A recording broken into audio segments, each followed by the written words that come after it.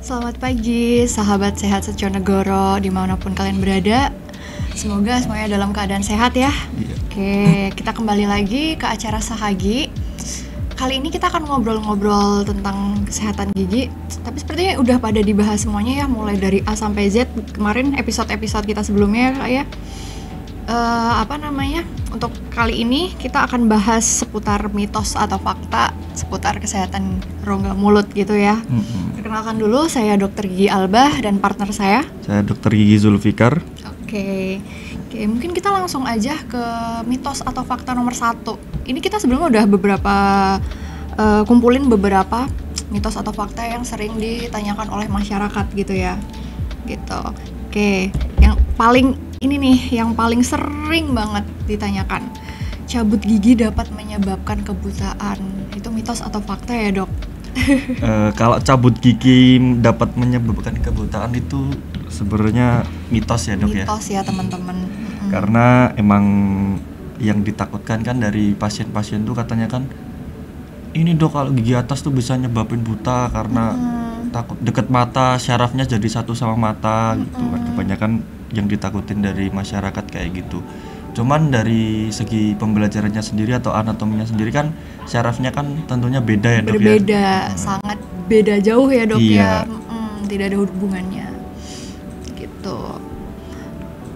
Kalaupun misalnya kita kan misalnya sebelum melakukan anestesi untuk cabut itu pun bukan di anestesi di bagian saraf matanya. Jadi betul-betul yang saraf yang bersangkutan aja yang di anestesi gitu. Jadi ini betul-betul mitos ya, teman-teman. Jadi nggak usah takut lagi misalnya akan melakukan cabut gigi atas gitu. Oke, lanjut ke mitos nomor 2. Tidak perlu ke dokter gigi kalau nggak ada keluhan. Mitos atau fakta ya ini ya. Oke, kalau ini mitos banget ya. Iya, mitos banget. Sebenarnya kalau saran dari PDGI sendiri itu datang ke dokter gigi minimal 6 bulan sekali. Kenapa harus 6 bulan sekali? Karena yang satu itu untuk melihat perawatan apa saja yang harus dilakukan. Misalnya kalau 6 bulan sekali itu kan perlu dilakukan scaling. Nah, scaling itu ada atau nggak ada, dikit atau banyaknya karang gigi itu harus dilakukan gitu. Jadi walaupun nggak ada keluhan, tetap harus datang ke dokter gigi ngecek nih apakah ada yang harus dilakukan perawatan atau enggak gitu. Kan yang tahu harus dilakukan perawatan atau enggak itu kan dokter giginya, bukan pasiennya ya kan. Jadi kalaupun nggak ada keluhan, tetap datang ke dokter gigi. Kan nggak mungkin kita sendiri bisa ngeliat gigi kita sendiri, kan nggak bisa ya, Dok ya. Gitu. Sangat susah, apalagi kalau gigi atas biasanya kan kalau berlubang gitu udah nggak ketahuan. Gitu. Jadi tetap harus datang ke dokter gigi untuk minimal ngecek lah gitu. Oke, lanjut ke mitos selanjutnya ya. Bau mulut bisa hilang dengan obat kumur. Ini kalau ada yang misalnya punya keluhan bau mulut, terus dia tiap hari menggunakan obat kumur, Dok. Ini gimana, Dok? Mitos atau fakta, Dok? Tentunya kalau bau mulut sendiri kan kita harus tahu penyebabnya ya. Antara mitos atau fakta sebenarnya juga bisa, asal penyebabnya juga dari kurang bersihnya rongga mulut itu tadi. Kecuali kalau misal penyebabnya karang gigi yang menumpuk nih, karang gigi yang menumpuk, percuma nih kalau dikasih obat kumur terus-menerus, tidak akan membersihkan karang gigi tersebut. Betul. Lalu bisa juga karena faktor sistemik nih, misal diabetes. Kadang kan kita mulutnya kalau ngomong bau keton. Agak bau keton gitu ya. Itu kalau di kedokteran gigi namanya bau keton gitu. Jadi mau menggunakan obat kumur seliter pun nggak akan pengaruh ya, Dok ya. Iya, nggak akan pengaruh. Karena penyebabnya bukan dari sana gitu. Jadi untuk mengetahui penyebabnya ya harus periksa terlebih dahulu. Betul sekali. Jadi yang pertama itu datang ke fasilitas kesehatan, dicari tahu bau mulut itu dari mana. apakah dari sistemik atau dari lokal. Nah, dari sistemik itu sendiri misalnya tadi yang disebutkan oleh Dokter Zulfikar, misalnya karena adanya kondisi diabetes gitu. Terus kalau misalnya yang faktor lokal itu karena misalnya dari adanya karang gigi. Jangan salah, karang gigi itu kalau dibiarkan terus-menerus sampai menumpuk itu bau banget ya dok ya. Terus yang kedua adanya sisa akar. Nah biasanya nih kalau ada gigi yang udah berlubang gede terus tinggal udah patah-patah tinggal sisa akarnya, jangan salah itu juga penyebab bau juga loh, bau mulut juga gitu. Jangan karena udah tinggal dikit nih gitu, nggak usah dicabut, takut cabut gigi terus nggak dicabut, terus itu menyebabkan bau mulut gitu. Oh iya, kadang saya pernah menemukan dok, kalau di online shop itu ada kayak obat kumur yang kalau digunakan ini dikumur-kumur terus keluar karang giginya katanya. Itu mitos banget ya teman-teman, karena karang gigi itu keras banget ya dok ya. Kita menggunakan alat scaler aja itu tuh kadang masih pada menempel ya. Apalagi tuh cuman pakai obat kumur tuh menurut saya kok sangat impossible ya. Sangat gitu. tidak mungkin gitu ya. Gitu. Karang gigi itu bisanya lepas itu kalau menggunakan alat scaler. Nah, itu dia itu menggunakan teknologi ultrasonik ya, Dok ya. Itu baru bisa pada rontok gitu. Ini kok menggunakan obat kumur aja kok bisa tuh kayak kok menurut saya kok sangat ini ya, sangat tidak mungkin sekali gitu. Oke, kita lanjut lagi ke mitos selanjutnya. Tidak perlu merawat gigi susu karena akan berganti dengan gigi tetap atau dewasa. Mitos atau fakta?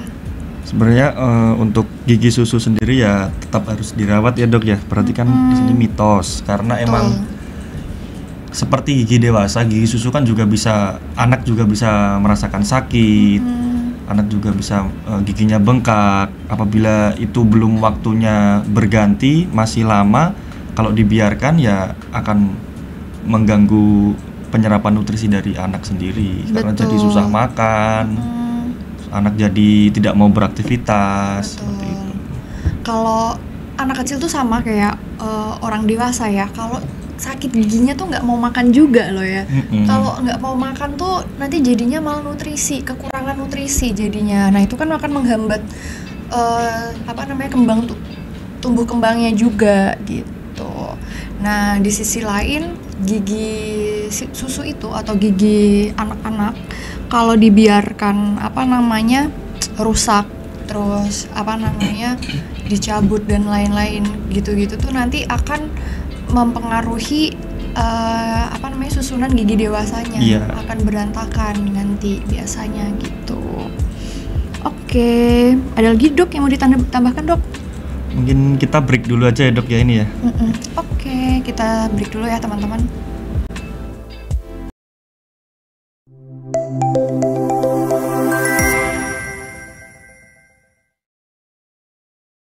Oke, kembali lagi ke Sahagia teman-teman ya.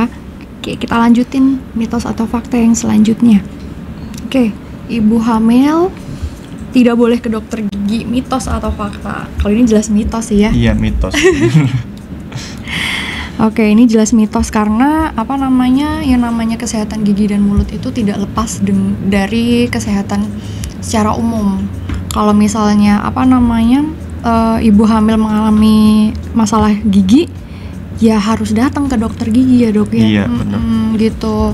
Jangan takut untuk ini kan hamil, takutnya nanti kontraksi atau apa. Yang namanya dokter gigi itu pasti juga udah tahu batasan-batasan perawatan apa aja yang boleh dilakukan di trimester berapa, di trimester 1, 2, atau 3 gitu teman-teman. Kalau misalnya emang perawatannya invasif seperti pencabutan gigi, itu kan sangat termasuk kayak pembedahan gitu kan, cabut gigi itu. Nah itu juga perlu pertimbangkan juga oleh dokter giginya, apakah ibu hamilnya ini udah di trimester 3 atau 2 atau 1. Kalau di trimester 3 biasanya kita pasti akan menunda ya dok ya. Iya, karena takutnya nanti akan kontraksi gitu. Jadi memang Nah kalau misalnya ditunda gitu terus gimana dok gitu kan, nanti dikasih solusi sama dokter giginya, pasti dikasih obat dulu untuk mengurangi simptomatisnya atau gejalanya gitu. Nah bahkan ada yang ini, seharusnya kalau di puskesmas itu kan sebelum trimester 2 atau 3 gitu, di trimester awal-awal ya, itu harusnya udah ngecek dulu di dokter gigi. Iya. Itu harusnya di di screening dulu untuk ibu hamilnya gitu. Itu apakah perawatan apa aja yang diperlukan nantinya gitu. Nah, biasanya untuk ibu hamil itu perawatan gigi yang dilakukan itu tuh nanti di trimester 2 ya dok ya. Iya. Kalau trimester 1 pun kita juga agak mikir-mikir juga untuk melakukannya. Karena juga mengingat usia kandungannya itu juga masih sangat muda gitu. Jadi juga masih sangat rentan gitu. Sama untuk ibu hamil mungkin sedikit edukasi ya dok nih.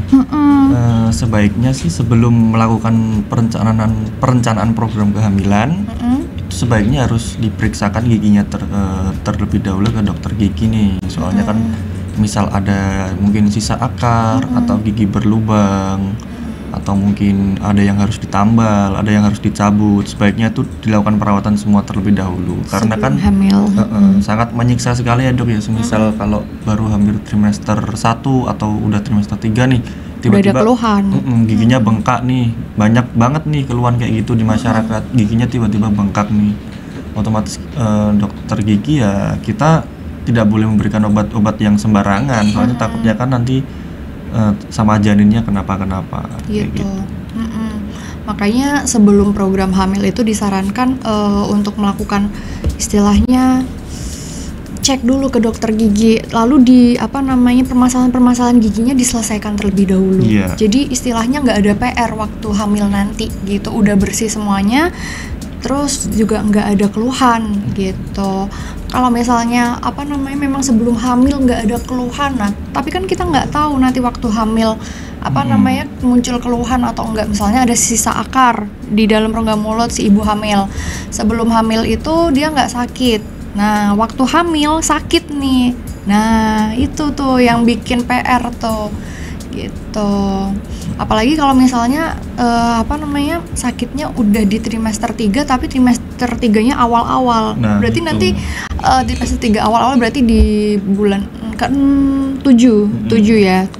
7 bulan. Nah, itu itu nanti nunggu berapa bulan lagi tuh baru boleh dicabut kan gitu. PR-nya tuh di situ sebenarnya teman-teman. Sama takutnya kan kalau giginya sakit, ibunya jadi susah makan, males makan. Jadi untuk kecukupan nutrisi untuk janinnya kan nanti bisa berkurang juga. Gitu. Jadi juga nanti pengaruhnya ke tumbuh kembangnya juga.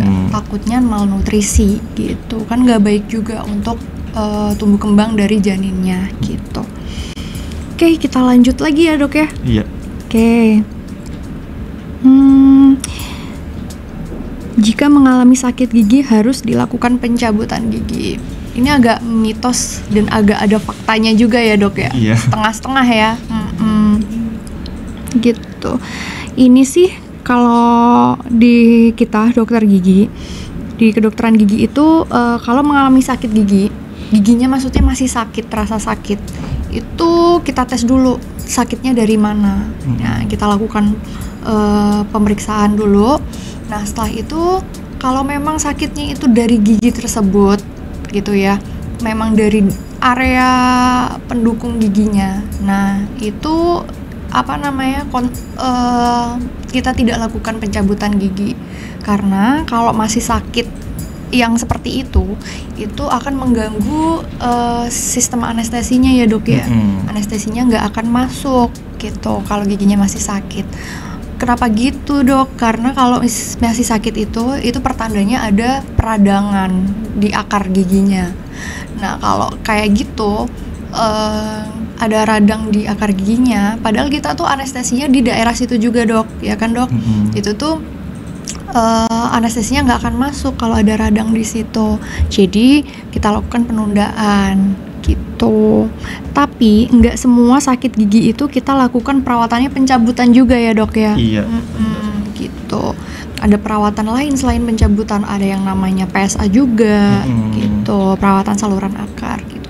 Jadi nggak semua cabut gigi itu dilakukan nggak semua sakit gigi itu dilakukan cabut gitu. Tapi ada yang sakit juga dilakukan cabut kalau sakitnya nggak dari akar giginya gitu. Oke. Kita lanjut lagi mungkin ya dok ya. Iya. Oke. Oh ya, ini juga sering ditanyain nih. Dok, saya pengen mutihin gigi biar kelihatan giginya sehat gitu biasanya. Ini perlu diluruskan sih sebenarnya. Sebenarnya kalau gigi putih nih itu pasti sehat, betul nggak sih? Mitos atau fakta gitu kan? Sebenarnya mitos ya. Sekali gitu. Karena indikator sehat dulu deh dok. Indikator gigi sehat itu apakah harus putih dok? Enggak juga ya. Enggak gitu. Padahal warna gigi asli itu agak putih kekuningan sedikit gitu ya dok ya. Putih tulang gitu. Enggak yang putih banget kayak tembok gitu, enggak loh teman-teman ya. Gitu. Jadi indikator gigi sehat itu tuh bukan dari warna giginya, tapi dari giginya itu apakah ada yang berlubang, apakah gusinya itu ada radang.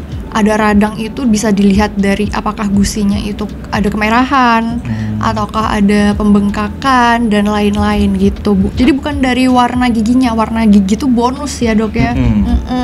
Jadi yang harus diperhatikan tuh malah ada nggak yang bolong, ada nggak yang gusinya sekitarnya itu tuh radang, ataukah ada karang giginya gitu. Kalau giginya putih tapi ada karang giginya sama aja bohong gitu. Gitu. Terus dilihat juga apakah pernah ada rasa sakit dan lain-lain gitu. Jadi gigi putih itu bukan indikator patokan itu adalah gigi sehat gitu. Jadi teman-teman kalaupun giginya nggak putih itu tuh jangan minder ya. Gitu. Sama di masyarakat nih dok, banyak misal sering tanya nih kayak, duh gigiku kok di bagian depan doang ya yang kuning, yang belakang agak putih nih warnanya beda. Kalau kondisi kayak gitu kan biasanya dipengaruhi beberapa faktor. Biasanya ada faktor dari luar nih dok, kayak misal pasiennya sering minum kopi nih. Betul. Atau pasiennya suka merokok, teh gitu kan, juga gitu. Jadi itu warnanya itu nempel di giginya. Minuman-minuman atau makanan-makanan yang zat warnanya itu sangat kuat ya dok ya. Itu akan berpengaruh ke warna gigi juga sebenarnya teman-teman gitu. Terus di masyarakat juga nanya nih, padahal saya juga udah sering sikat gigi terus nih dok, kok warnanya kok nggak putih-putih ya? Untuk menghilangkan warna gigi yang misalnya udah terlanjur agak kecoklatan gitu ya dok ya, agak kekuningan, itu nggak bisa dengan sikat gigi ya teman-teman. Nanti takutnya giginya udah kuning nih misalnya karena pewarnaan itu tadi, karena lifestyle lah ya dibilangnya, sering minum kopi tiap hari, misalnya setiap hari minumnya 3 kali gitu kan, kan sangat pengaruh gitu ya. Itu nanti sadar nih giginya agak kuning, terus habis itu sikat giginya dimakin kerasin, makin sering makin keras. Itu nggak boleh ya teman-teman gitu, karena gimana pun itu nggak akan berkurang warnanya, akan membuat giginya putih, nggak akan membuat giginya putih, yang ada giginya malah rusak gitu. Karena kalau sikat gigi itu ditekan banget ke gigi, terus dilakukan secara terus menerus, itu akan mengakibatkan terkikisnya lapisan gigi gitu. Nah yang ada putih enggak, ngilu iya giginya gitu. Gitu, itu yang perlu diluruskan ya gitu. Terus di masyarakat juga banyak nih dok biasanya kalau udah kuning gini pengen diputihin gimana nih kayak gitu. Banyak cara di kedokteran gigi itu untuk istilahnya memudarkan ya, memudarkan warna gigi itu.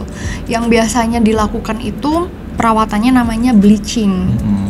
Bleaching ya, hampir sama ya kayak nama bleaching pakaian ya, tapi beda yang digunakan bahannya gitu. Nah, kalau bleaching itu dilakukannya itu oleh dokter gigi itu dilakukan aplikasi zat pemutih gigi. Nah, setelah itu ditaruh sebenarnya itu nggak semua gigi ya dok ya. Kalau kita bleachingnya itu hanya gigi-gigi depan aja. Tentu juga harus dengan indikasi tertentu juga. Indikasi tertentu gitu. Itu nggak boleh sembarangan. Lalu disinar gitu biasanya. Nah, tapi untuk bleaching sendiri sebenarnya itu kan ada jangka waktunya dok. Iya. Biasanya 2 tahun sekali itu harus ada retouch gitu, pengulangan gitu ya. Nah, kalau pengen solusi yang lebih jangka panjang itu bisa dilakukan veneer gitu. Veneer itu seperti dikasih lapisan paling luar gigi gitu. Jadi warna asli giginya itu tertutupi gitu. Nah, kalau lihat artis-artis gigi putih-putih tuh, itu pakai veneer sebenarnya, bisa rapi gitu. Oke, ada lagi dok? Mungkin kita break dulu aja ya dok ya. Oke, kita break dulu ya.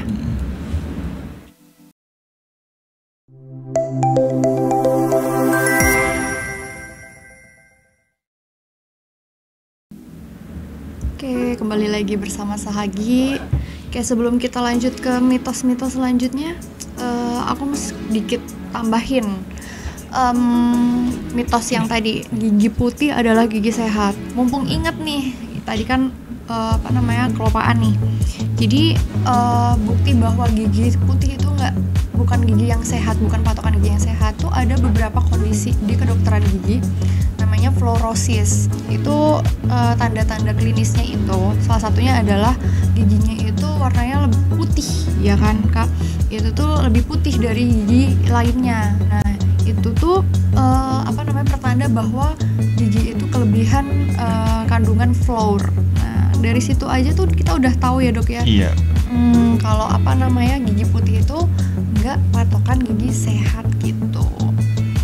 Tuh. Jadi ingat-ingat tadi ya teman-teman, kalau gigi sehat itu patokannya bukan gigi putih, tapi giginya nggak ada yang berlubang, nggak ada karang giginya, lalu gusinya sehat, nggak ada peradangan dan lain-lain gitu. Oke, kita lanjut ke mitos selanjutnya ya dok ya. Semakin sering sikat gigi dan langsung menyikat gigi setelah makan akan membuat gigi lebih sehat. Mitos atau fakta? Tentunya mitos ya dok ya. Tadi udah sedikit disinggung nih, semakin sering sikat gigi, jadi akan bisa menyebabkan emailnya tuh sedikit lama-kelamaan terkikis kalau terlalu sering disikat atau terlalu keras. Jadi makanya dari kedokteran gigi itu hanya menganjurkan sikat gigi itu sebaiknya 2 kali sehari aja, pagi setelah sarapan dan malam sebelum tidur. Soalnya tuh biasanya kalau di masyarakat, nah ini sering banget nih dok, di masyarakat itu saya menemukan giginya tuh kayak nyekungnya di bagian bawah nih, di bagian leher giginya itu. Terus pasien datang tuh dengan keluhannya biasanya, dok gigi saya bagian sini tuh ngilu, tapi kok bagian luarnya, bagian agak bawahnya tuh kok ada kayak cekungannya gitu. Nah itu biasanya mungkin cara sikat giginya juga itu juga mempengaruhi, kurang tepat. Jadi untuk cara sikat giginya itu ya tidak boleh kita terlalu menekan dan tidak boleh terlalu sering, dan juga tidak boleh arahnya salah juga tidak boleh. Kalau gigi bagian belakang yang mepet bersentuhan langsung dengan pipi, itu kan arahnya harusnya dari gusi ke gigi atau dari merah ke putih, itu digerakkan seperti mencongkel ke atas bawah gitu ya dok ya. Soalnya kalau dari gigi ke gusi nanti takutnya terdapat penumpukan nih di bagian kantong gusinya. Gusi kan itu nggak dari atas nempel gitu ya, pasti ada celahnya sedikit. Ditakutnya kalau dari gigi ke arah gigi ke gusi itu nanti bisa menyebabkan peradangan di gusi, soalnya numpuk nih kotoran di situ. Dan gusinya bisa kebuka juga gitu. Mungkin teman-teman tuh masih agak bingung ya, kenapa kalau nyikat gigi tuh harus gusi ke gigi gitu kan. Biasanya kita kalau ngajarin anak-anak sikat gigi dari merah ke putih gitu, kayak bendera Indonesia gitu kan. Itu karena kalau misalnya gini nih, ini kan gigi, terus abis itu istilahnya gigi itu ada dikasih bajunya gitu. Bajunya itu ya adalah gusinya itu gitu. Nah bajunya itu dia enggak paten dari ujung gusi sampai bawah itu tuh nempel semuanya ke gigi.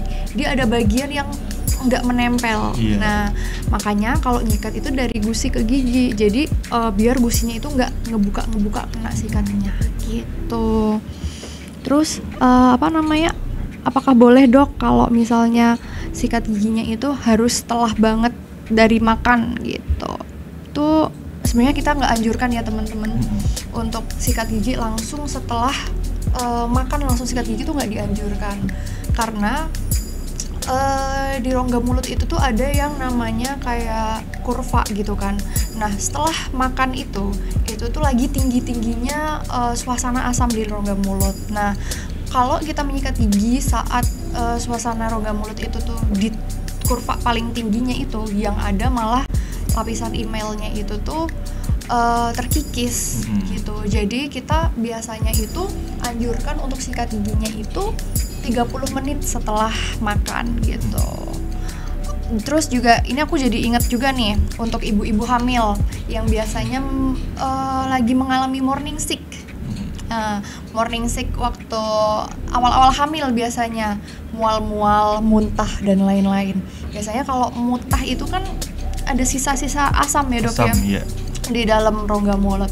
Terus itu kan sangat mengganggu sekali biasanya pada ibu hamil itu. Rasanya tuh pengen segera bersihkan terus biar hilang rasa asamnya gitu.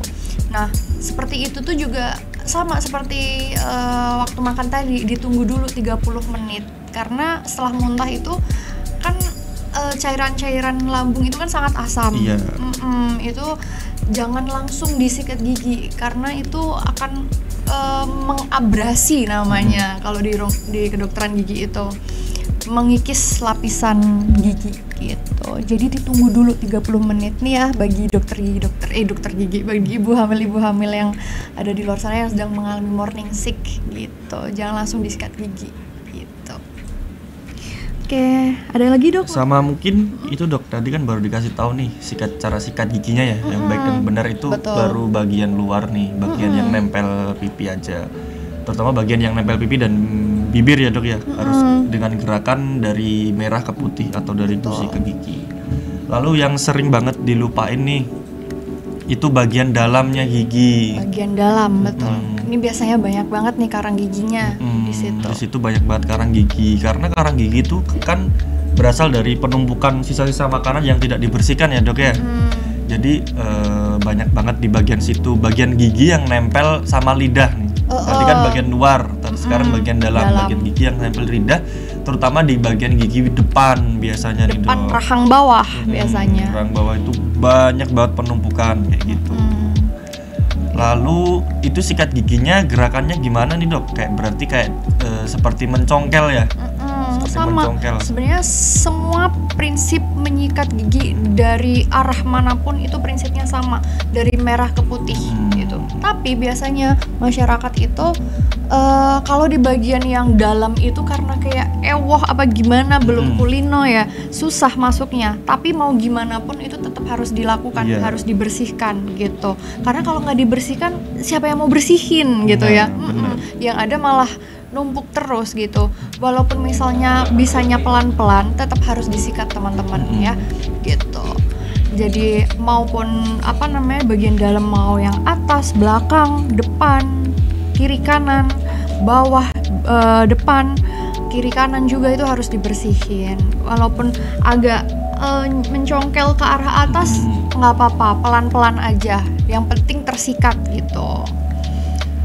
Sama yang terakhir mungkin bagian lidah ya dok ya. Betul. Ini juga kadang sering kelupaan ya oleh masyarakat. Karena kalau terutama orang-orang yang sering mungkin ngopi atau ngeteh atau mungkin kebiasaan merokok, biasanya itu kan terdapat penumpukan kotoran nih dok di bagian lidahnya itu. Kalau nggak dibersihin biasanya ya bau mulut juga. Iya, ini juga salah satu penyebab bau mulut teman-teman. Karena lidah itu kan sebenarnya dia lumayan besar ya ukurannya, dan juga secara tidak sadar kita tuh menumpuk kotoran di area badan lidahnya itu. Kalau teman-teman lihat ada putih-putih di bagian lidah itu sebenarnya adalah sisa makanan yang dan belum harus terbersihkan.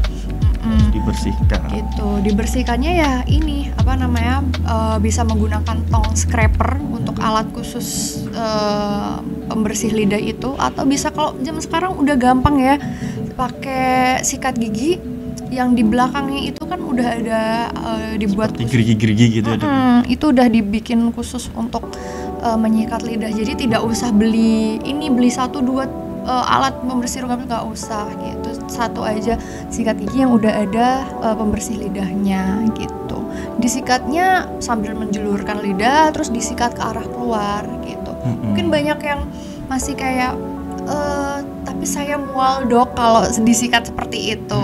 Wajar sih, kita semua ada yang namanya refleks mau muntah itu wajar, semua orang punya. Nah, tapi yang namanya refleks itu bisa diadaptasi. Nah, kalau udah biasa itu lama-kelamaan akan hilang. Jadi mungkin kalau awal-awal pasti akan susah ya melakukannya.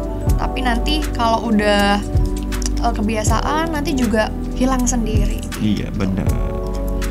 Oke. Ada lagi, Dok? Mungkin lanjut aja nih, Dok. Oke. Pembersihan karang gigi menyebabkan gigi goyang. Ini agak mitos dan agak fakta sebenarnya. Ini sebenarnya gigi goyang itu kan bukan bukan karena karang giginya yang dibersihkan ya dok ya. Karena karang gigi itu sudah istilahnya menggerogoti tulang-tulang gigi di bawahnya. Makanya gigi goyang.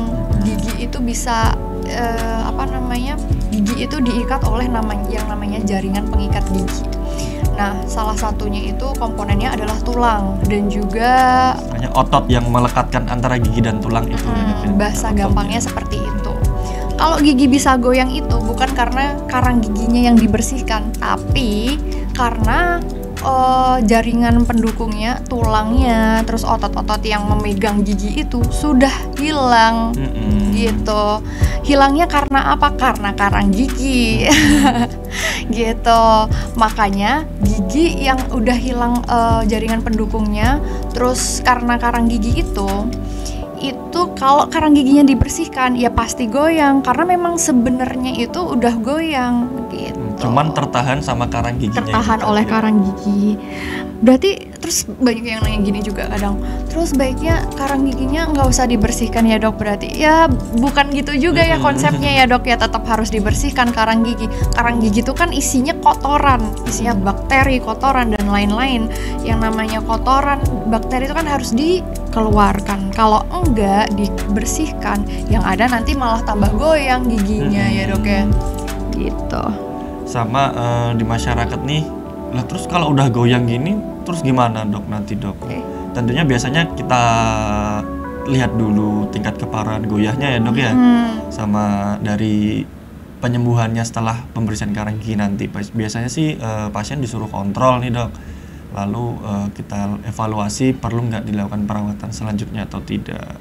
Soalnya kalau semisal karang gigi tersebut itu kita bersihkan sejak dini nih, misal belum numpuk banyak banget nih, baru dikit nih, lalu kita rajin membersihkan, ada dikit lagi kita rajin membersihkan, itu juga tidak akan membuat giginya sampai goyah gitu ya dok ya. Betul. Itu biasanya kalau penumpukan karang giginya sudah sangat parah. Sangat parah banget, istilahnya yang kalau teman-teman bisa lihat biasanya tuh giginya itu terlihat panjang-panjang.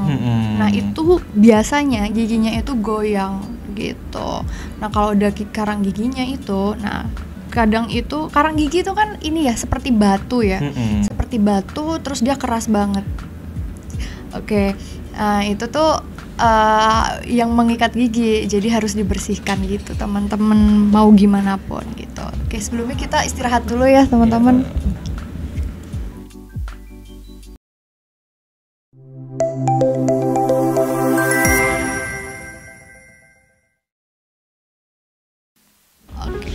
Oke, kembali lagi di Sahagi.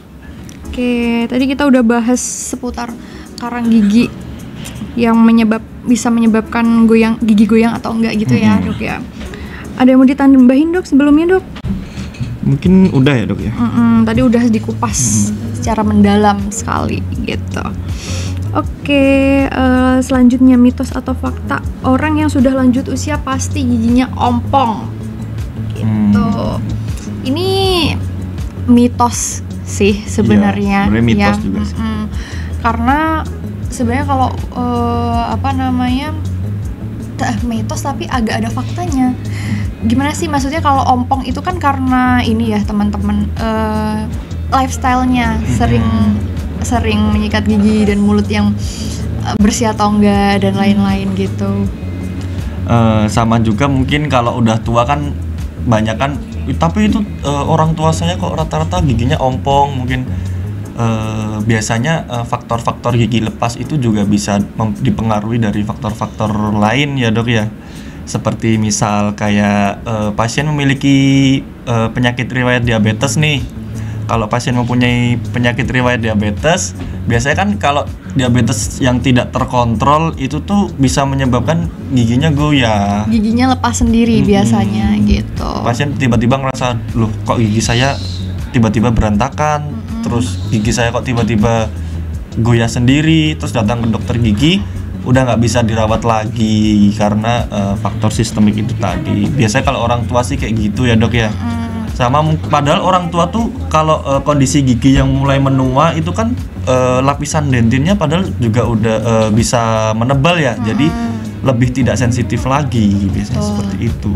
Jadi gigi ompong itu bukan karena udah usia lanjut ya dok ya, tapi mungkin lebih ke kondisi sistemik dan juga kondisi lokalnya yang menyebabkan giginya itu ompong pas sendiri. Sekali. Gitu. Oke, ada lagi dok yang mau ditambahkan? Mungkin udah ya dok ya. Udah dibahas ya. Oke. Mitos yang selanjutnya, campuran soda kue dan bahan tertentu bisa memutihkan gigi. Aduh, ini sangat kimiawi ya. Iya, ini kan biasanya tuh ada di YouTube kayak DIY gitu ya. DIY gitu untuk mutihin gigi pakai soda kue, terus biasanya ditambah lemon dan lain-lain, terus disikatin ke gigi. Aduh, itu sangat tidak direkomendasikan ya teman-teman, karena yang pertama asam dari lemon itu dan juga soda kue kita nggak tahu reaksinya gimana. Yang ada malah menyebabkan iritasi ya, bisa iritasi. Abrasi dan juga iritasi sama ke gusinya gitu. Yang ada nggak putih malah yang bikin masalah lagi yang ada gitu. Nah tadi kan kita udah bahas sebenarnya untuk memutihkan gigi tuh perawatannya ada banyak tadi ya. Ada yang bleaching dan juga veneer tadi gitu. Nggak usah jangan coba-coba menggunakan bahan-bahan yang ini istilahnya DIY gitu ya. Yang itu, tidak jelas itu bisa atau enggak gitu. Itu kan nggak ilmiah ya, belum ada penelitiannya dan lain-lain, apakah itu bisa dilakukan pada manusia dan lain-lain gitu ya teman-teman gitu. Terus ada lagi dok mungkin yang ditambahkan? Mungkin sudah ya dok ya. Oke, untuk acara Sahagi mitos atau fakta seputar kesehatan gigi dan mulut selesai sudah gitu ya. Mungkin kita nanti akan bertemu lagi di lain kesempatan. Oke. Sebelumnya terima kasih atas perhatiannya. Saya Dr. Gigi Alba dan saya Dr. Gigi Zulfikar. Oke. Terima kasih teman-teman.